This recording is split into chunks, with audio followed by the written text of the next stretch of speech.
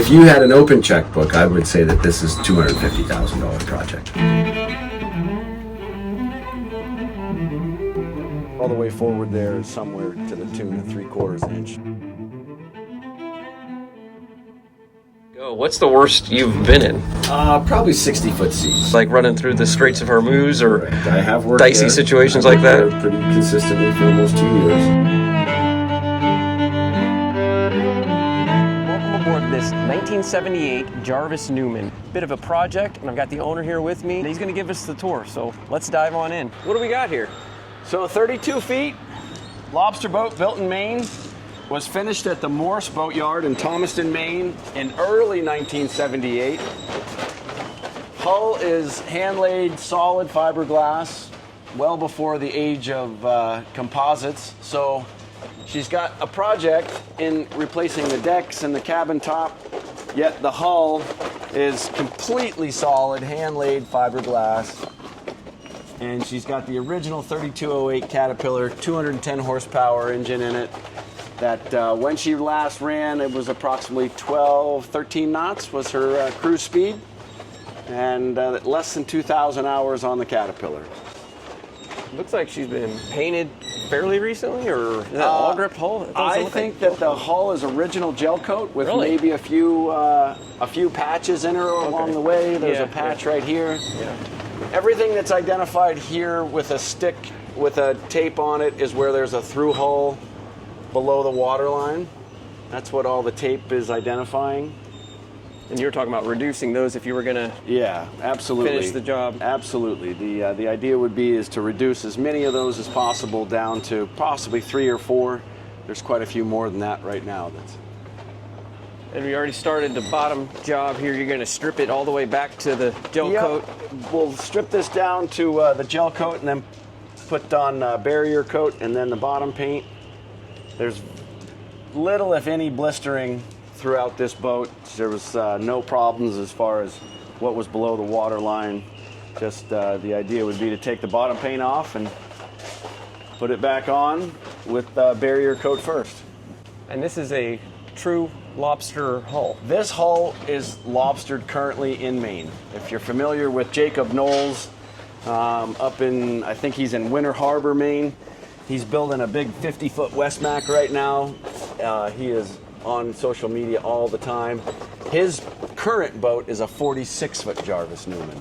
And again, Jarvis Newman were built in Southwest Harbor. The hull was built in Southwest Harbor, Maine, and then finished off this boat at the Morse Boatyard in Thomaston, Maine. But it's very common for a Maine-built lobster boat to have its hull built by the originator of the hull, this one being Jarvis Newman, and then they get finished at a boatyard, some other location, commonly up in Maine. That's very common.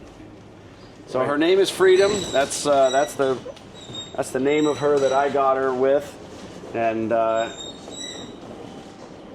she is from Punta Gorda, Florida. Originally, Mamaroneck, New York, and then the owner that I bought it off of brought it down to Punta Gorda, and she's been in Punta Gorda for over 25 years to the best of my knowledge.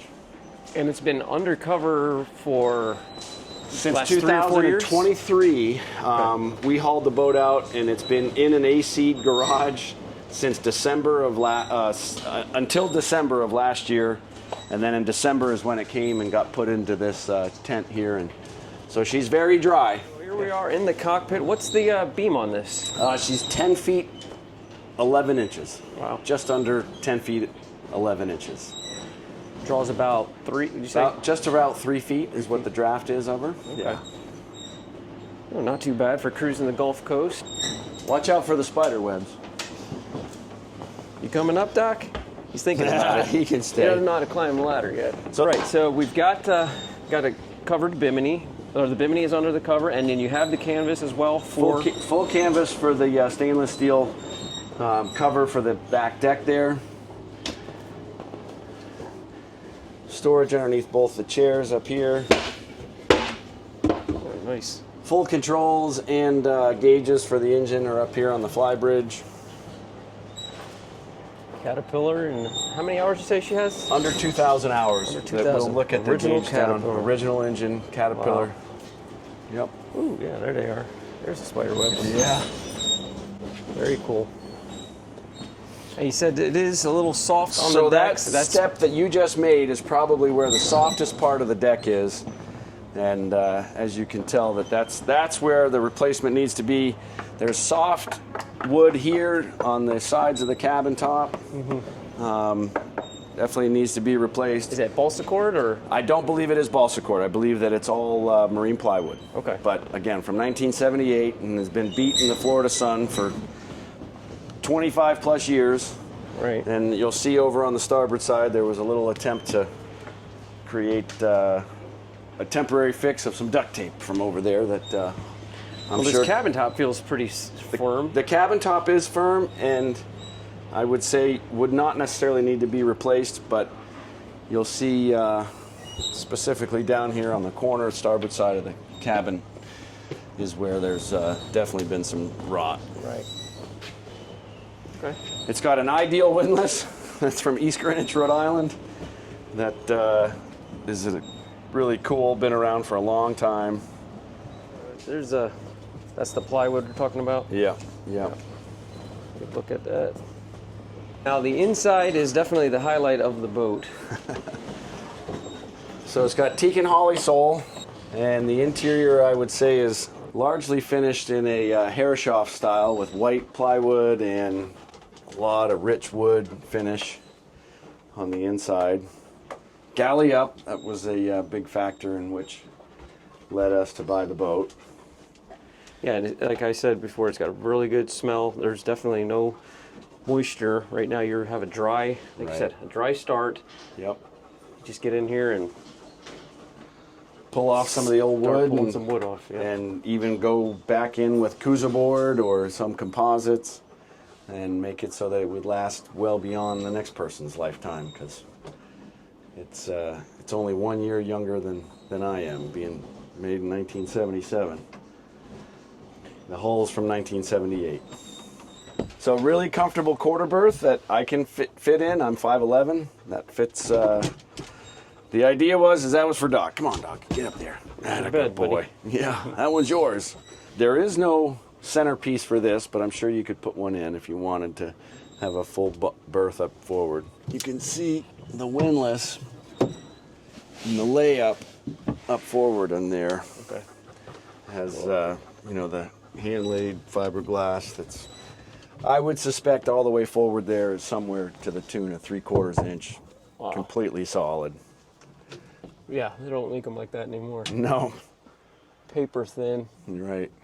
This is where you can see there's some soft Yeah. wood on the cabin top, or on the cabin, but on the actual cabin top, there's plenty of strength left in that.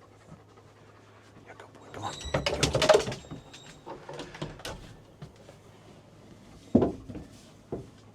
Hanging locker. It's got a full head with a shower drain in it. Access there behind the helm for electronics. Headliner's needing a little attention here in the head. Yeah. Everywhere else it seems to be pretty tight. It is, and I do have a fair amount of material to work on this. I got all new material for the headliner. I got a bunch of new blue sunbrella. Okay. There is access to the engine here from down on the forward end of the engine room. All right, so you got one access forward for the engine.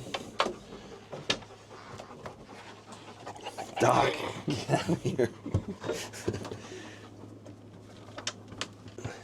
You say this is 210 horsepower? 210 horsepower, original Caterpillar.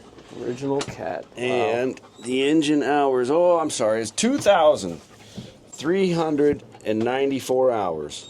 And she's a documented vessel with a current documentation in our name. Now, if you were rebuilding, going to go through the whole thing, I'd repower it. you drop something else? Yeah, and then you'd end up with a lot more engine room. A lot more engine room if you were wanting to do. There's no AC in the boat and there's no generator in the boat. But if you were to want to plug it in and run an AC, you could install an AC, small cabin. You could probably cool it pretty easily. We've switched to the iPhone, having a technical difficulty with the DJI, but Galley Up is one of the reasons why you liked this boat. Gives you that ability to be up here cooking and be able to see outside. Yeah, you got great visibility. You were a captain of a 700-foot plus. Correct. Container Boat. ship. Yep, traveling around on the west coast out to Hawaii. Wow, that's amazing.